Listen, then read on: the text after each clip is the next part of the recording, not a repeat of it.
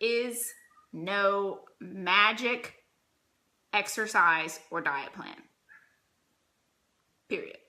There isn't one size fit all. There's no magic workout. There is no magic diet.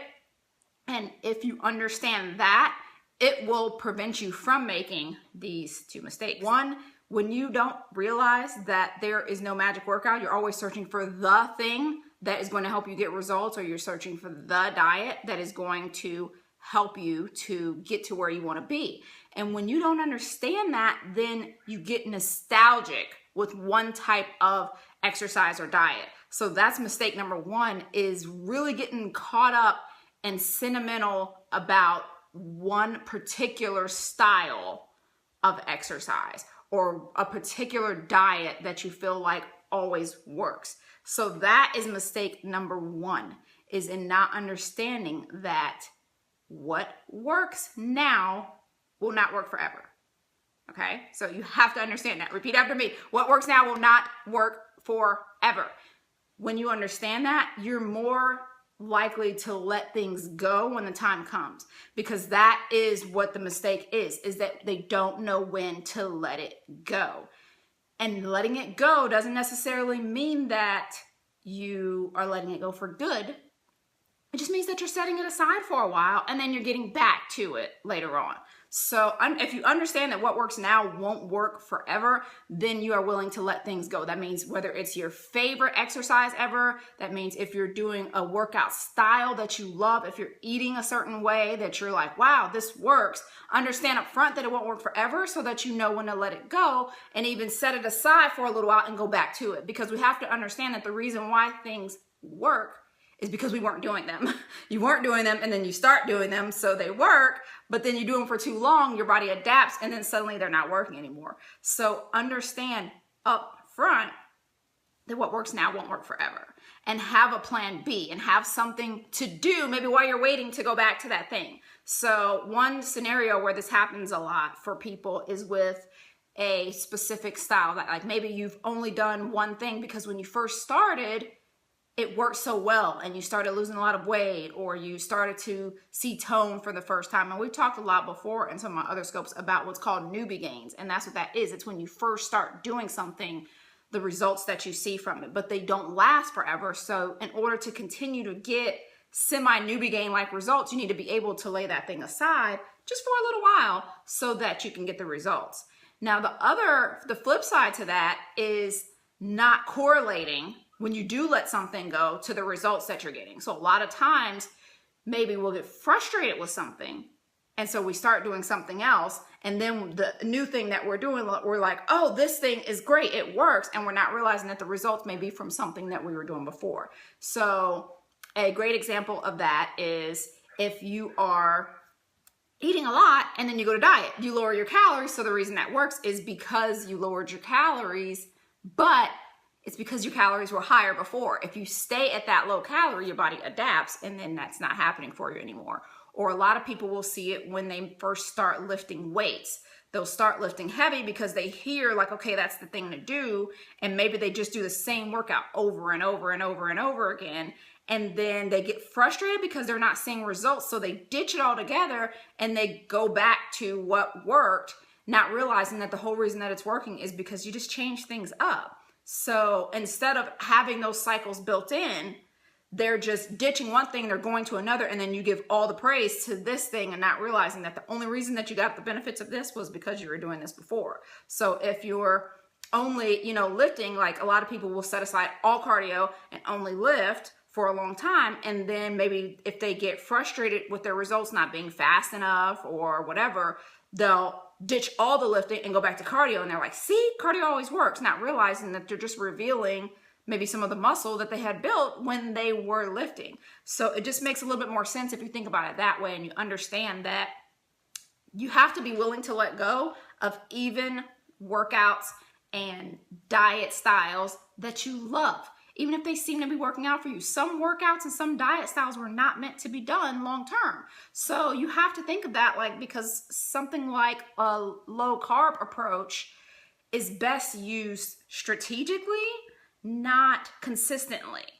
And some people don't realize that because they're like, whenever I lower my carbs, I always get results. A lot of the reason why you may be getting results is because when you get frustrated or when you get to your goal, you start eating normal again. So when you start gaining, then you lower the carbs again, and so you're thinking that always works. But if you stick with the low carb approach for a long period of time, maybe it will stop working because your body would adapt. So you have to make the correlation to when you do the switch of, is it because I switched or is it because of this thing? Did I switch to this approach and it lowered my calories, so that's why it's working? Or did I switch to this approach and I added something that wasn't there?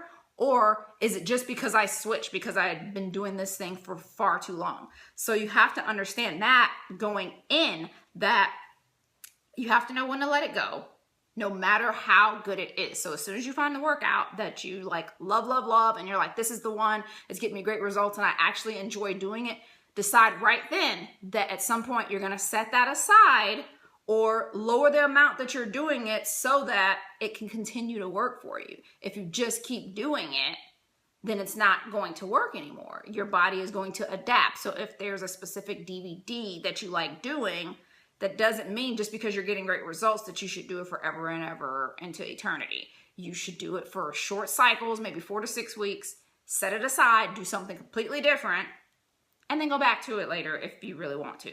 So just understand when to let go. And then if you're sporadically letting go, then you have to make sure that you try to make that correlation for, okay, it's not because of this. It's because I was doing this and then I switched and did something else.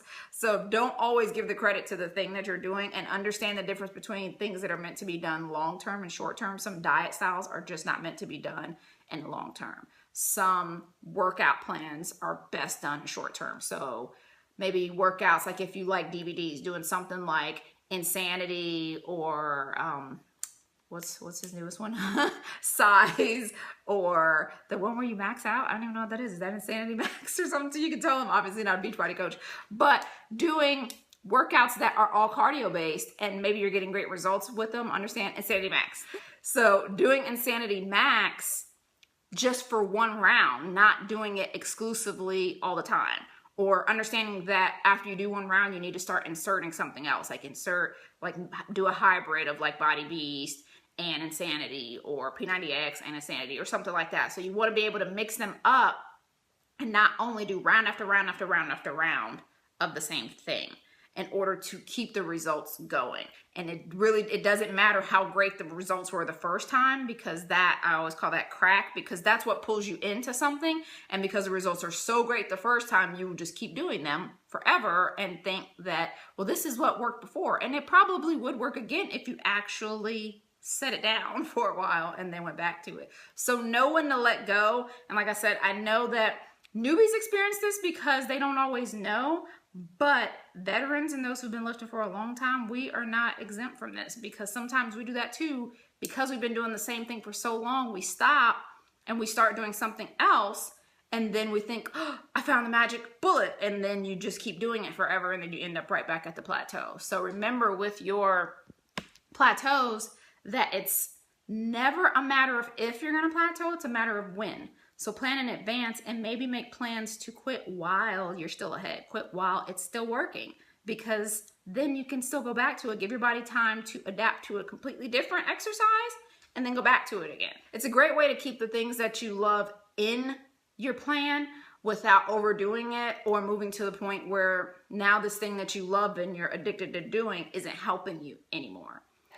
The big mistake that everyone makes at some point in their fitness career is being either married or nostalgic to something and not being willing to let it go, or letting things go kind of flippantly and not making the correlation between what's actually giving them the results. So just understand, so that you're not completely caught up in one thing and not willing to actually do what it takes to see the results. If you have any questions about how often to switch things up, or the styles of workouts that you should be doing that's best for your goals and your physique and your results, then you can always tweet them to me at EM2WL, or you can leave me, drop me a line on any social media. I'm everywhere. It's EM2WL or Eat More to Weigh Less. Facebook, Instagram, Pinterest, YouTube, Twitter, wherever.